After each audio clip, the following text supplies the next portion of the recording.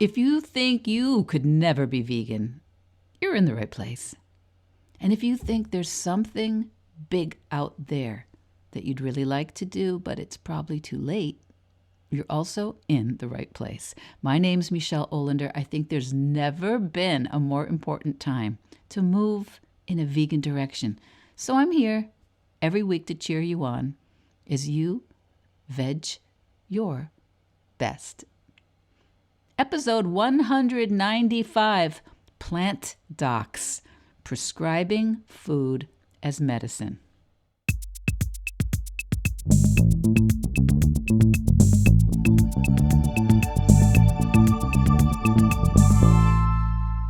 Welcome back, my Veg Your Bestie. Welcome. Welcome and welcome back. We have another great guest this week. Dr Musial, MD, founder of Plant Docs, DOCS, as in doctors. It's a nonprofit started in 2019 to educate both the public and other medical professionals about how whole food, plant-based nutrition can prevent, improve, and yes, sometimes even reverse chronic diseases such as type 2 diabetes, obesity, heart disease, and certain cancers. At Plant Docs, Dr. Musial, Sandra, is passionate about empowering individuals to take control of their health and well-being through the transformative power of food.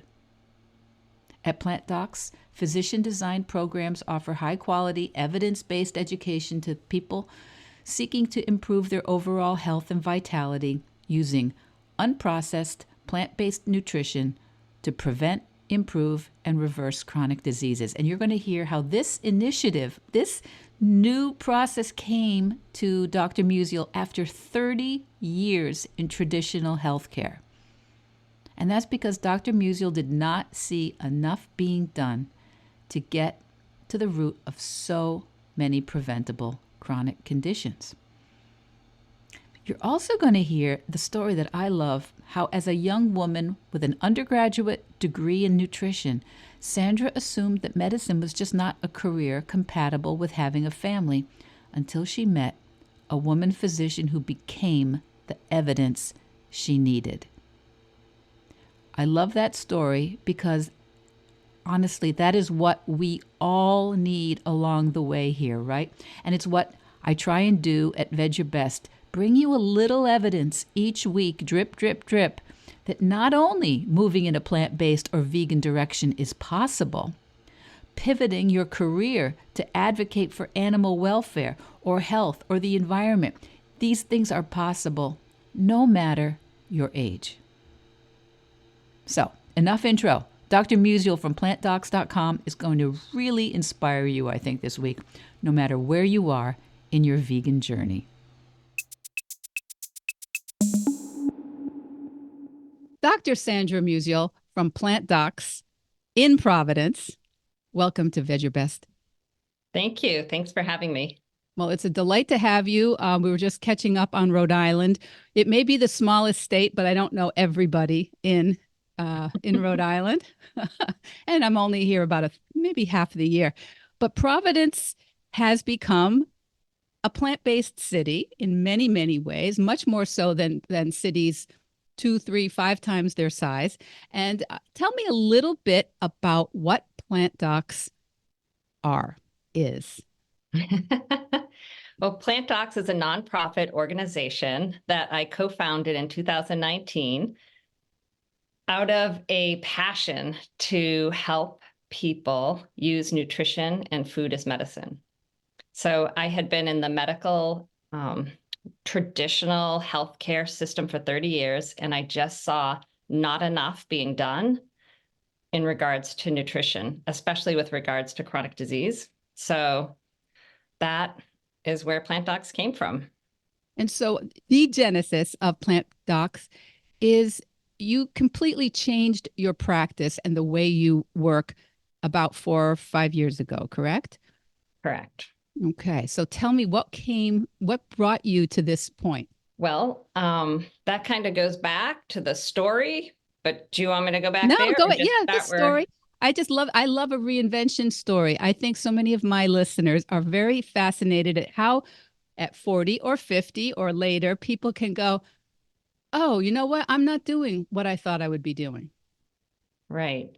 And it's interesting. I feel like what I'm doing now is what I've always wanted to do, but it took me 30 years to get here. All right. Well, tell us that. Which is okay, right? Sometimes it's a journey.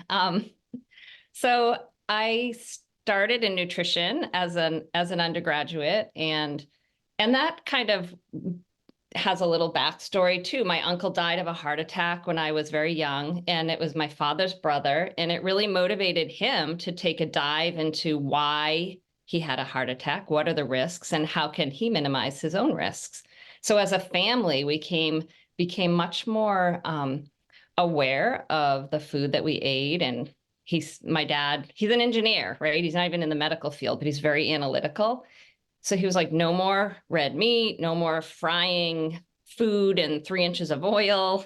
Let's get onto skim milk. He just started reading and trying to figure out how to minimize his own risks. And this is ahead of the curve. No, this is quite ahead of the curve. This is in like the late 70s. Yeah, mid 70s. So it made me really interested that what you eat affects your health and your death and early demise. And, so I really wanted to study nutrition. And at that early age, I thought too, how cool to be a doctor and do this as well. And I really had no role models. So I kind of was led astray because in my mind, doctors that were women only had like gray hair and no children, and they weren't very nice. Like, I don't know why. But I had literally no role models, and I was told that, oh, you can be a nurse if you want to do that. So I ended up majoring in nutrition and then thinking, I don't think I can have everything I want in life by becoming a doctor, because I really wanted a family and children. So I went down this nutrition route and ended up doing research and very lucky to meet a woman at Mass General. I don't even know her name. I got to thank her.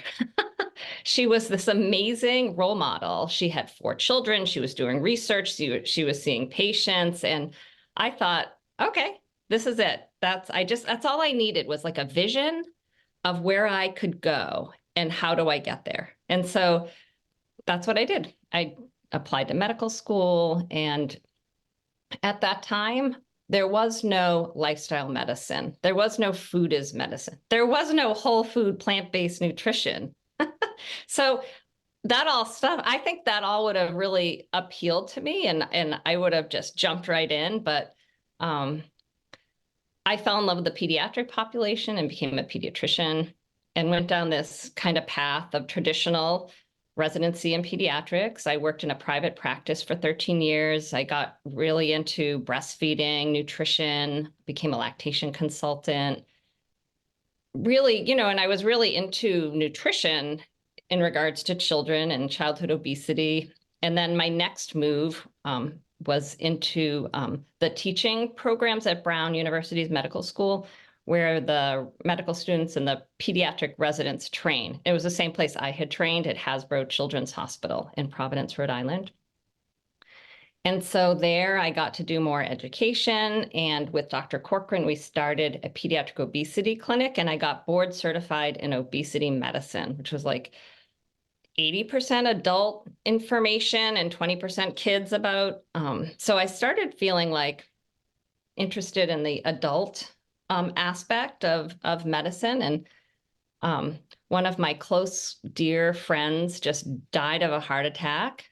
He, I think, was ignoring probably high cholesterol and high blood pressure, and he was my age. And I'm seeing people my age, middle-aged, having problems with cancer. And then my brother was getting very ill, and he was overweight, high blood pressure, high cholesterol, and then his neighbor died of a heart attack. And all this stuff, I was like, you know what? These seem preventable with nutrition, and we're not addressing it. So that led me down this path of learning. How can I learn more about nutrition? Another aha moment was a patient of mine came in with her 2 children. She was very bright and educated and well-read, and her doctor told her to read the book, The China Study, by Colin Campbell.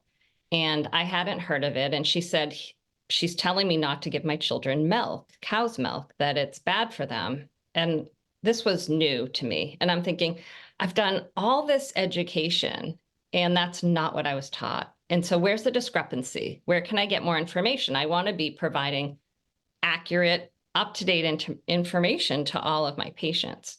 So I read the China study, and that was my gateway book, as they say. I read that, and you can't go back. Once you're like aware of this other information, even though I wasn't taught it in medical school, I needed to know, well, what's actually true? What is the most recent information?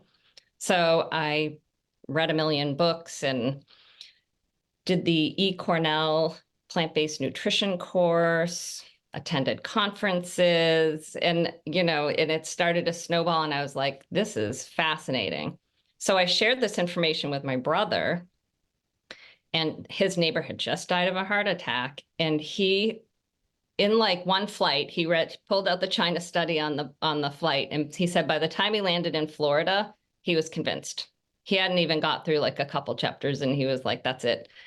And he was my kind of patient number one, who in 9 months he lost 50 pounds, dropped his blood pressure and cholesterol to, really healthy levels, never needed to go on medication. And it's been about 15 years for him. He looks fantastic. It was like we're watching someone reverse age. And I was just so moved and jazzed by seeing well, I didn't even counsel him. I just gave him a book, but he was ready to hear it. So that just I was like, I loved everything I've done. I loved my primary care practice. I loved teaching the residents and the medical students, but I was like, how can I affect people my age? People that I was seeing, get sick from things that are reversible. And the other thing that really got me is in the pediatric obesity clinic, we're seeing these little kids, younger and younger, being diagnosed with prediabetes and type 2 diabetes from the crappy food they're eating. The parents don't know any better, so the parents need to be educated. And a lot of the parents are overweight and have type 2 diabetes. And I would ask all of the parents, has your doctor told you that type 2 diabetes is reversible? And not one person said they knew that. And I was like, oh my gosh, this is wrong. They don't know that they have a condition that can be reversed just by changing what they eat. So that's what, kind of all this stuff together, I was like, how can I do this more with adults and help them reverse these conditions and help people prevent conditions? So it's all that passion that kind of came together just to say, I got to do something different. I want to do something different. Well, there's so many interesting parts of this story for me. The kind of semi-sad part is there doesn't seem to be room for you immediately in our national healthcare system. So that's the kind of sad part. But as so many things are changing in our world, in this country, in North America, in Europe, we're having different models, different paradigm shifts of how we take care of ourselves, how we educate ourselves. The internet, new media like podcasts, these are ways that people do transmit information. And I think when you're saying so many people told you that they never heard their physician say some of these conditions could be reversed or at least mitigated by something as simple as the way we eat, I think sometimes we don't hear also. Some of these doctors may have even said it, but we don't believe it. So many of us just don't believe it. Yeah. My mother believed that milk was the perfect food. It didn't have iron. But other than that, it was the perfect food. And so I could not tolerate milk as a kid. But she blamed that on the Polish side of the family. That if I was a real Yankee, I'd be able to handle it. But so tell me, how do we help people believe that there might be, because I think that's the first step, is you have to believe that there's something you could do, which also sometimes sounds to people like it's my fault. I'm to blame. Right. Or sometimes it's even that, but also one of the things that frustrates me so much, I don't know about the most because it's a lot of frustrating things in our current healthcare system, but because physicians are not educated. I mean, we got to go back. That is the problem, right? We're not being educated in the most up-to-date nutrition, food is medicine. It's shifting. It's slowly shifting. But the vast majority of primary care doctors and cardiologists out there aren't educated in the power of nutrition to reverse chronic diseases. So it's hard to blame them, right? If they don't know. But when they tell patients that their conditions are genetic, this drives me crazy because then the patients have this, there's nothing I can do. I have to take meds. I don't have to change my diet. And it lets them off the hook to be like, I can eat whenever I want. It's not my fault. It's genetic. And that really frustrates me because it's misinformation and it's a missed opportunity to get healthy and to change what you're eating. So, I mean, the blame thing is a whole nother thing, but at least if people know you have control over it, whether it's your fault or not, that's all perception, but you have control over so many of these things that people think they don't have control over. People think in America that it's normal to get hypertension when you're 50, to get high cholesterol, because everybody's on a statin by the time you're 60. Like, this is normal. And it's now becoming normal to have excess weight and to have type 2 diabetes because it's so common. And it's normal or inevitable for people to get cancer. It's the second cause of death. So people don't think it's avoidable or they have any control over it. And I just think that's such a shame.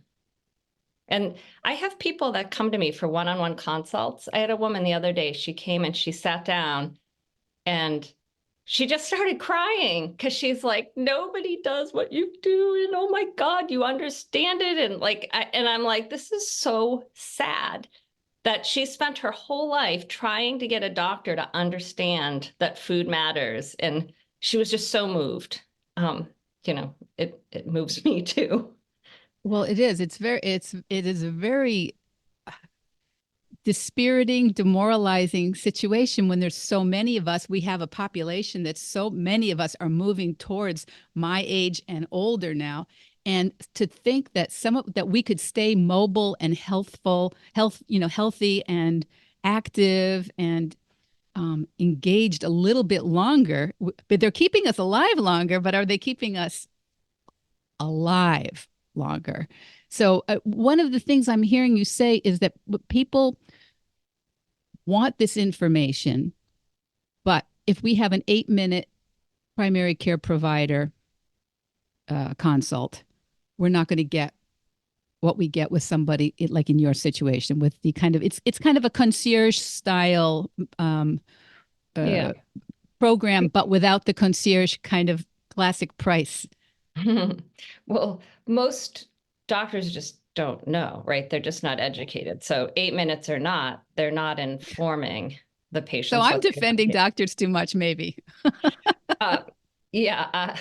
And I mean, I had a patient the other day. She was 110 pounds. She eats, quote, healthy, meaning she takes the skin off her chicken and she only uses olive oil to cook with. But her doctor told her that her type 2 diabetes and her high cholesterol that she was recently diagnosed with at like 64 was genetic.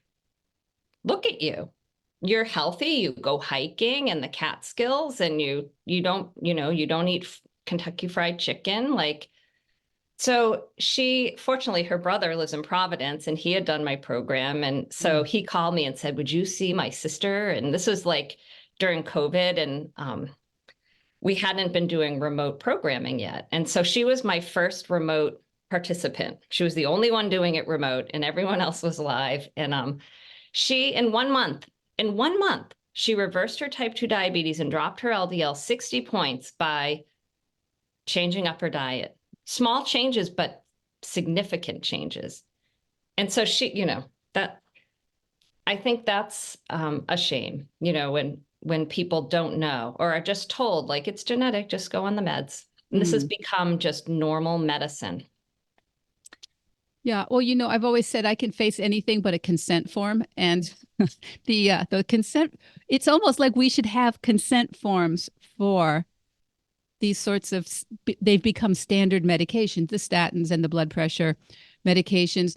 We're not saying when we receive them, I've been told and I understand that there are lifestyle changes that I might be able to make, which would make this medication unnecessary or at least less necessary. Mm-hmm. And that just has never happened, has it? No, I feel like everyone, when they get their LDL starts creeping up or the blood pressure starts creeping up, everyone should be giving a choice. Here's your choice. You can make these lifestyle changes. You can change your diet up, and you may not need these medications at all. Do you want to give it a try for 3 months? Or you can just go on these meds. But that's not really getting to the root cause, right? The statin will lower the LDL, but it's not going to clear the arteries of the atherosclerosis and the plaque and calcifications.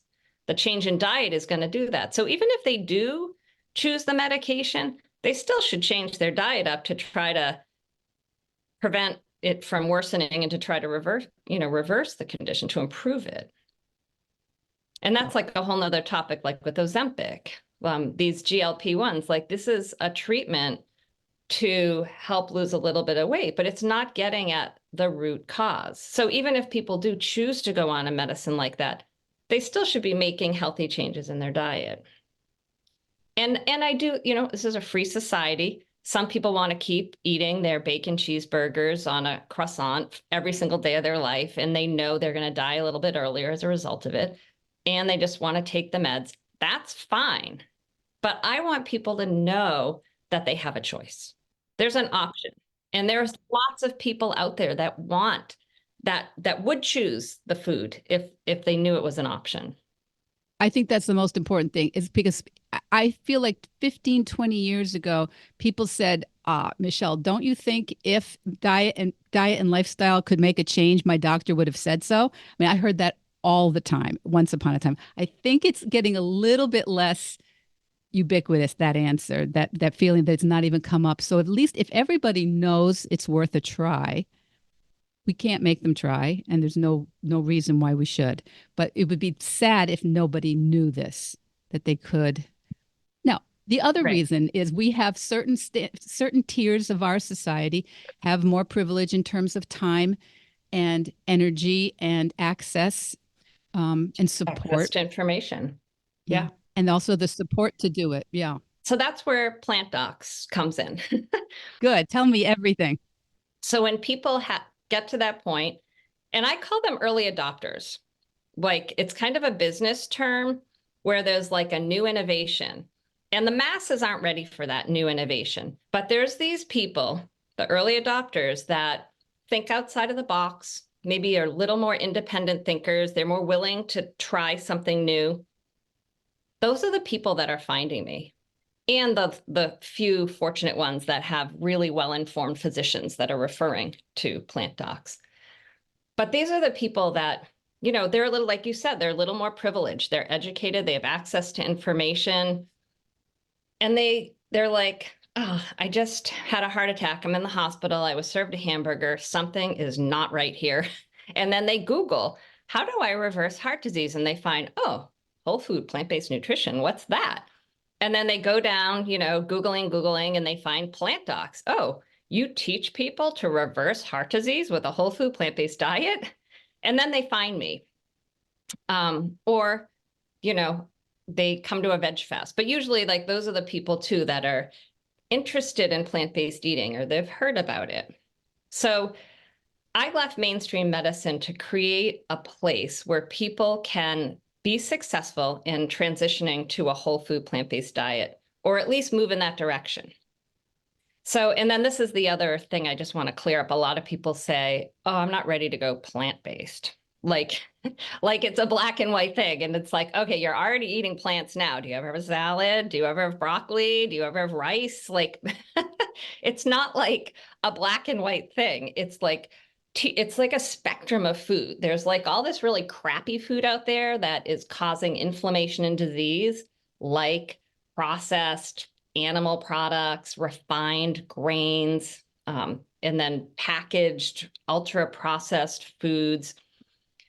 And then the other end of the spectrum is whole foods that don't have labels, apples and broccoli and farro and black beans, nuts and seeds. That's what a whole food plant-based diet is. So I just help people move in that direction to have more of the fruits, vegetables, legumes, whole grains, nuts, and seeds. And maybe, even if there's all kinds of studies, if you replace one meal a week, if you replace one serving of animal-based product with plant-based product, you have increase in mortality rates. I mean decrease in mortality rates. It's like even little changes, like a 3% change, results in improvements. So. And then but it's dose dependent. I always tell people. So if you change it up a little bit, you get a little bit of improvement. And the more you kind of move in that that direction towards whole food plant-based eating, the more of an impact it's going to have on your health. So we developed a 1-month program called Jumpstart Your Health. And it's for people who really want to give it a try. And that's how we all started. While we were the doctors involved with Plant Docs, we all had regular jobs. But in the evenings, we started this Jumpstart Your Health. So once a week, we would meet with 20 people for a month. And we would educate them on what is a plant-based diet? How do you do it? How do you cook whole grains? What does a meal look like? How do you meal plan? How do you shop? And I realized cooking was an important part of it. So I did this culinary chef coaching program at Harvard to kind of get confident in teaching cooking skills. And it's not chef, it's basic cooking skills, because so many people just buy prepared meals and convenience foods or takeout and restaurant food and don't know how to cook anymore. So we teach people how to cook without any oil. Everyone's like, what? Without oil? That's always like the first hurdle is like, yes, you can saute onions and mushrooms without oil. And then the kind of thing that sets our program apart from other kind of nutrition programs out there is we draw labs before and after. And as a physician, I go over the labs with all the participants, and they can see in 1 month the impact that changing their diet will have on their health. And it's fast. A lot of people is like, oh, you can't see much in a month. You can. In fact, type 2 diabetes, it's my favorite thing to help, because within a week or two, people, if they're on insulin for type 2 diabetes, they need to cut their insulin dose that quickly, because their own insulin starts working that fast. It gives me the goosebumps every time, because it just means you're feeding yourself. And that's the whole miracle of food as medicine. You're taking away the foods that have been making your cells toxic and making them resistant to insulin so that they don't work anymore. And then you're feeding yourself with foods that are healing and clearing up your cells so that your insulin can work, your glucose levels can drop, your A1C can drop. You don't need the insulin. It's really kind of miraculous. And it's a reminder that the things that we are often consuming completely unconsciously throughout our day, can be healing and medicine, or they can be poison for us. Right. Yeah. Right. And we make 50 billion new cells every day. So, Wow. Think about where the building blocks come from. Every time you make a new cell, it comes from what you eat. You are what you eat. So if you are bathing all your cells in your body, breakfast, lunch, and dinner, and snacks with things that are inflammatory and bad for you, of course it's going to lead to disease. But if you're bathing your cells, breakfast, lunch, and dinner snacks with everything that you're eating is a gift for your body, then you can change your body. You can literally change your cells, change your organs, reverse disease. Yeah. And why are some of us a little bit resistant to it? I feel like we've been somehow brainwashed, no, but we're kind of hypnotized because so many of us, mostly I deal with women of a certain age. So many of us are trying to put something on our face or our hands or our skin to keep ourselves looking, moisturized and not flaking and not wrinkling too fast. We have some sense that the topical works. Why would we be at all resistant to the idea of what we're consuming day to day? I know it's part of it's knowledge. And I think that's an important part of it. But I think one hard part now is since it's really just these early adopters that are embracing this and doing it, they're very strong minded and they're like, I don't care what all my friends do. I don't care if my family thinks I'm crazy, even my spouse. I'm doing this because I believe in it. I get it. And so Dr. Greger, who wrote How Not to Die and How Not to Age, he was just at Plant City yesterday in Rhode Island Hospital. And he actually had a slide on this. And he said the biggest barrier is the social, that social stuff. When you have all your friends are not eating that way and you're the weird one, it's hard. So I think as our community grows and the knowledge grows, things will shift. It's going to take time. He did a whole thing on the analogy of smoking. We know smoking was bad, in the 40s, the 50s. It took a while, it took a long time to move and look where we are now with smoking. But it took what, 50 years or more to really, make the shift where, people aren't smoking on airplanes and it's accepted. Even remember the very last thing was getting smoking out of restaurants and those bills that tried to pass and couldn't and the fights about, and now it would seem atrocious if someone lit up a cigarette in a restaurant. Yeah, even in Europe where we thought it would never, ever, ever, Right. ever happen. Right. And Yeah. I think the same thing will happen with food. We know certain foods are causing heart disease, the animal products, the beef, the fat, the saturated fat, the butter, like this. There's so much resistance kicking and screaming from, those industries. But it's the data and the research is speaking for itself. And it's just a matter of time before, people embrace this more. And I see it happening. The American Cancer Society, the American Heart Association, people, these big medical groups. Industries. Yeah, they're getting behind it. And I know they some of them are still getting money from, the beef industry or the dairy industry. And, this is a problem, but that's going to be a part of the past and part of the story eventually. Well, what you just said about Dr. Greger's comment about the barrier, this is where my work always is. My work with people, they come to me when they just feel miserable. They're like, why am I changing? Nobody else has to change. How am I supposed to be plant-based or vegan if my husband's not on board? Or my kids or my coworkers are making fun of me, which is one I hear mostly from men, actually, that their coworkers make fun of them. Yeah. I'm like, so it is that feeling of social isolation when you are making new choices for some reason around food can feel particularly sharp. Somehow just really, it cuts a little bit for people. Yeah.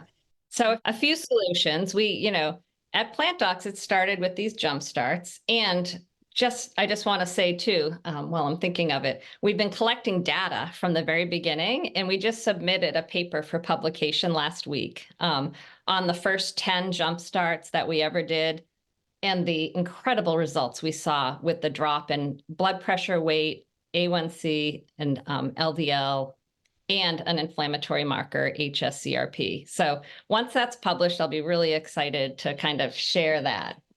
And then, so what's happened is now hundreds of people, right, have gone through these Jumpstarts. So they're starting to want to connect outside of the Jumpstarts. So we have a Facebook group for Jumpstart graduates, but anyone can join now. We used to limit it, but it's like, no, the more the merrier. And then they started a potluck that meets monthly. And it's incredible. It's all these people that are coming together that really want to be with other people who get it. And you go to a party and every single thing is whole food, plant-based, no oil. You don't have to be like, does that have oil in it? Or is that a whole grain? So it's just this lovely, it's kind of it's like evolving and growing and taking a life of its own. And I just want to mention that there are things like this all over the United States called pods, and it's part of the Plant Pure community that Nelson Campbell started. So if you go on, I think it's plantpure community.com, we'll have to double check that one. You can put in your zip code and find the closest pod. And it's like a monthly meeting of whole food, plant-based, no oil eaters. And they either have like movie showings or potlucks or just gatherings. And it's a way to find other like-minded people who get it.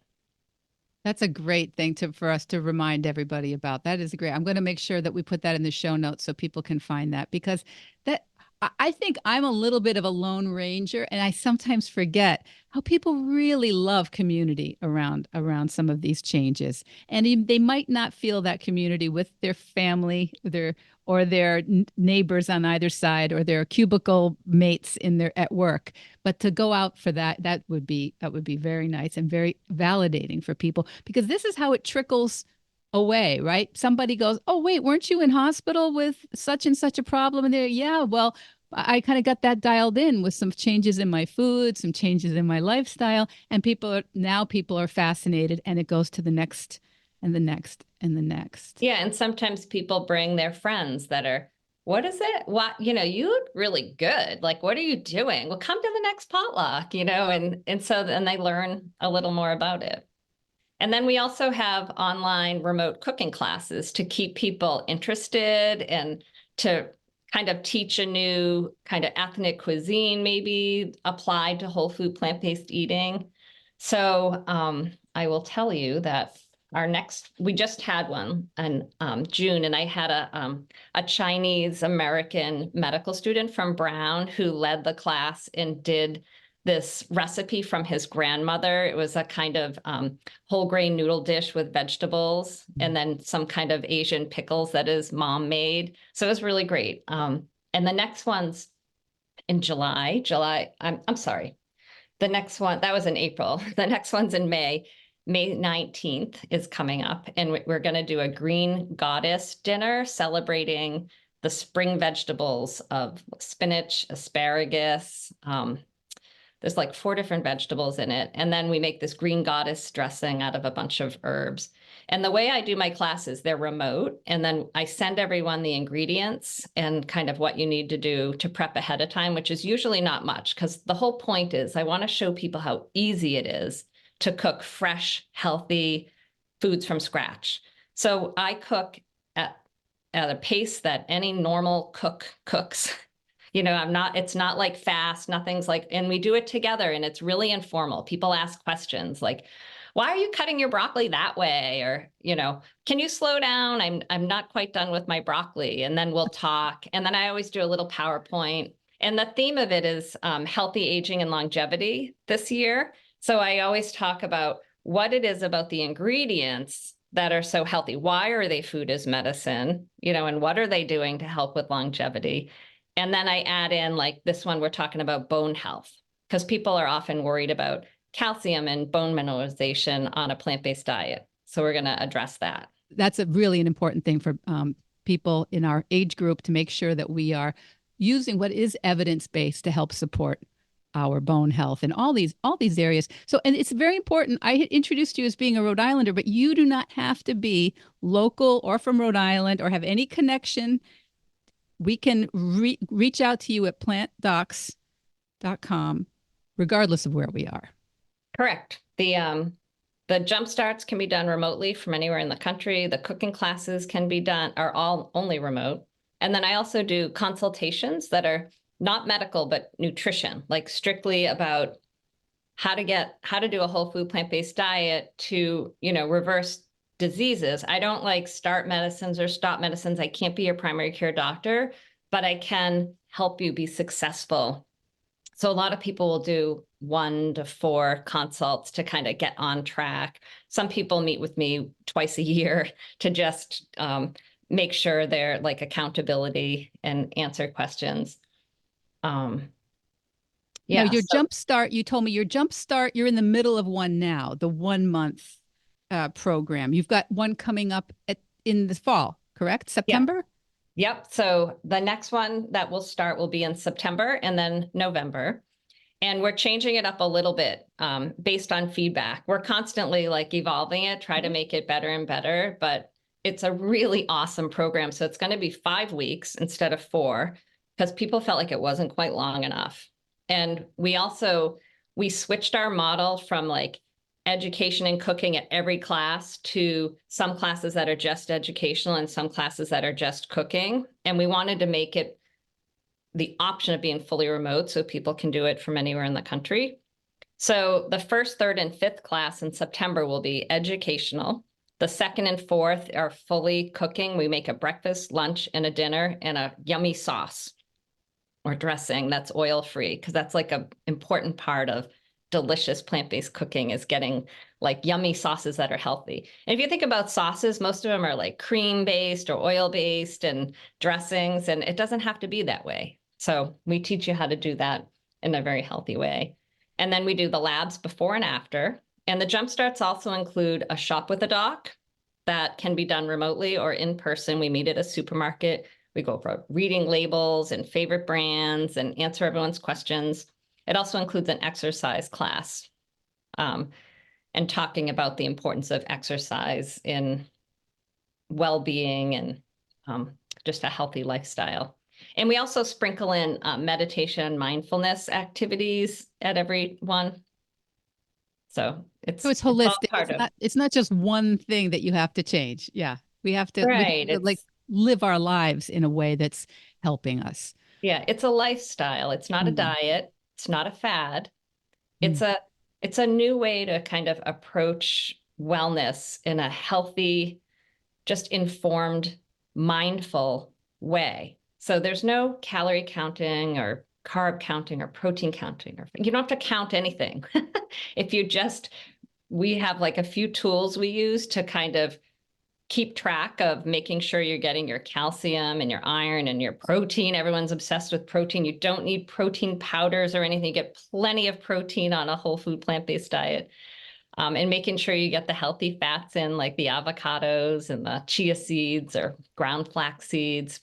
So we help. And it's also a little concierge in that people can text me or email me throughout the whole program and forever. I get texts all the time from people like, what do you think of this product? Or check out my new blood pressure, or look at these. Someone just made frozen, or I got to ask how she did it. She said she froze oranges, or she ground them up and then froze them and made like nice cream, but out of oranges. So it looks like orange sherbet, but it's the only ingredient is some kind of tangerine or orange. That's got to be very validating and not must just feel great, right? To just when people run with what you've kind of nudged them along or held their hands through while it was, because change is not easy for us, right? No.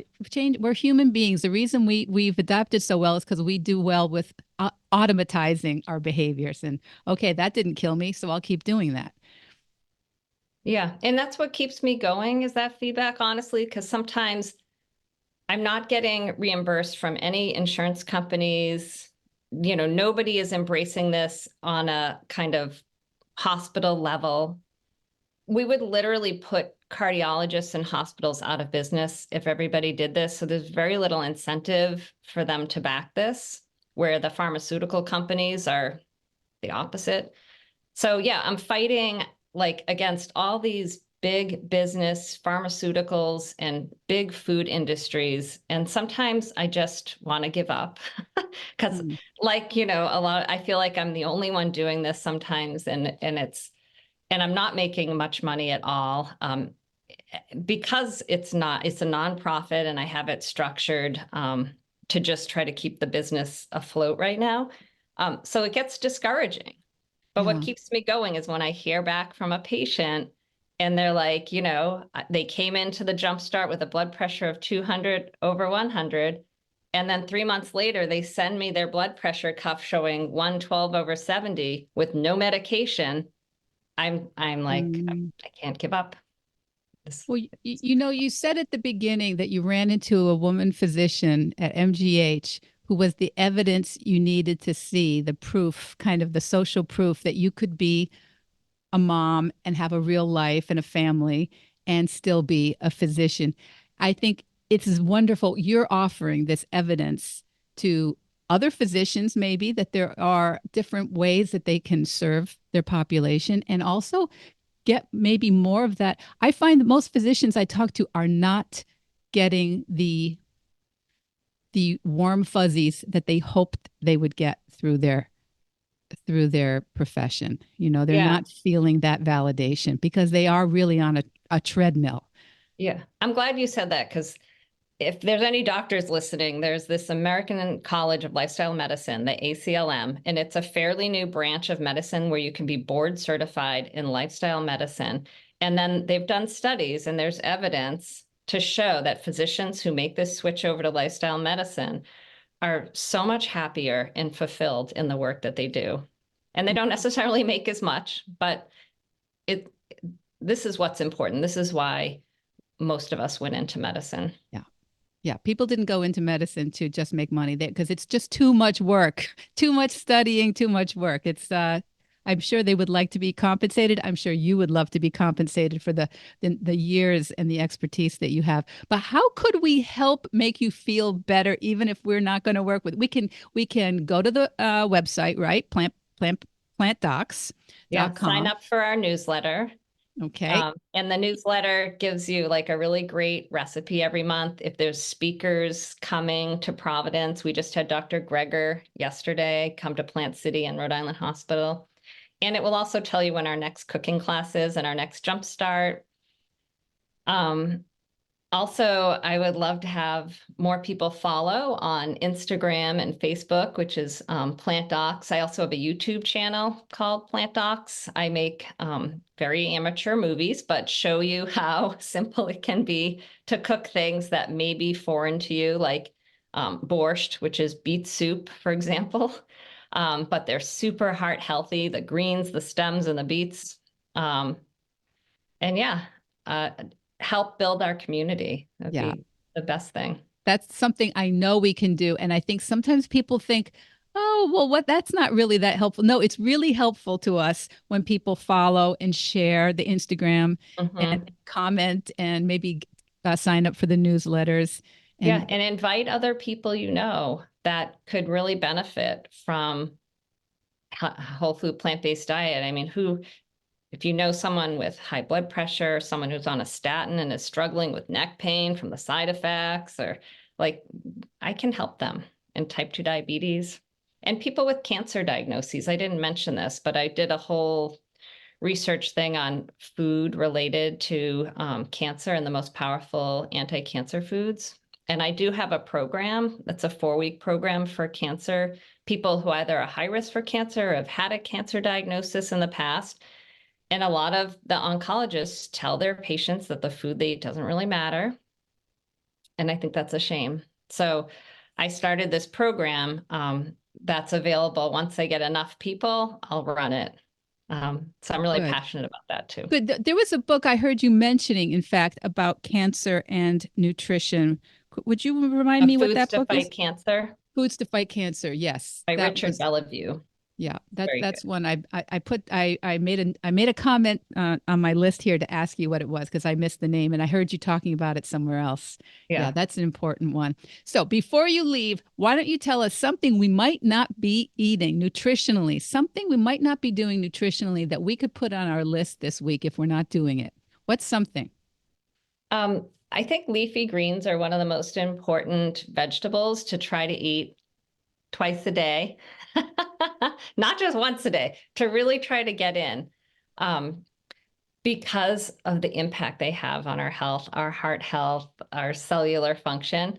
But something you may not know is when you pair it with an acid, and I'll explain that more, it increases the iron and the calcium absorption, but also this thing called nitric oxide, which is a very potent vasodilator, which means it relaxes your blood pressure, lowers your blood pressure.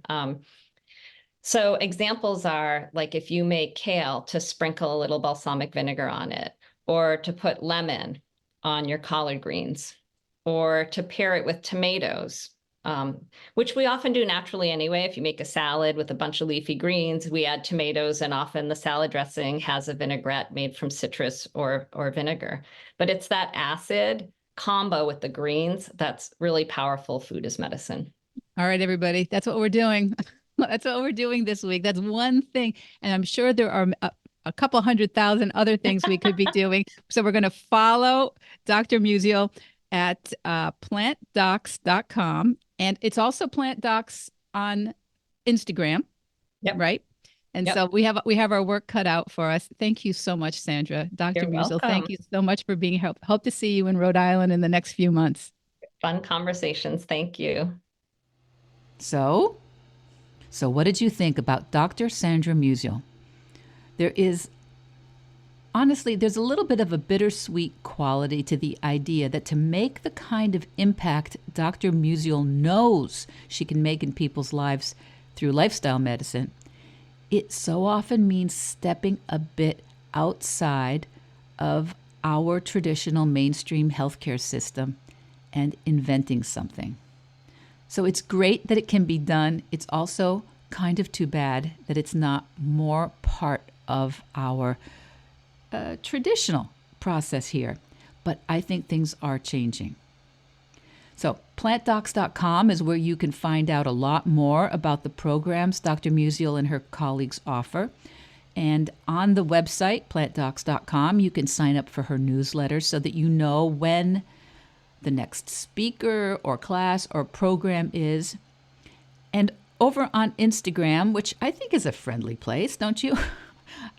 Instagram, you can find Dr. Musial at PlantDocs, PlantDocs, and you can see what the latest programs are over there, as well as information that you can use today. Now, the links to everything are in the show notes.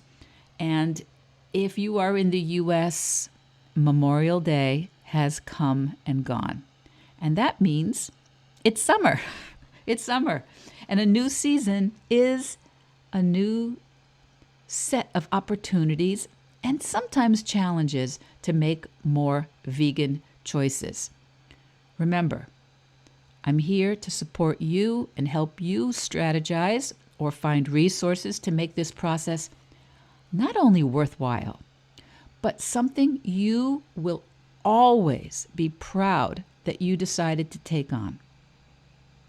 That's what makes me most enthused about being here, that you're going to be permanently proud of yourself. Anyway, until next week, veg your best. Veg Your Best podcast production, music, and editing by Charlie Weinshank. Thanks, Charlie. Before you go, it would mean so much to me and the Veg Your Best team if you would hit subscribe, leave us a 5-star review, or share with someone you think might be interested. Something about algorithms, it helps bump us up a little in the rankings, and that's the best way to help others find the podcast and for us to find our audience. So, until next week, make it easy and veg your best.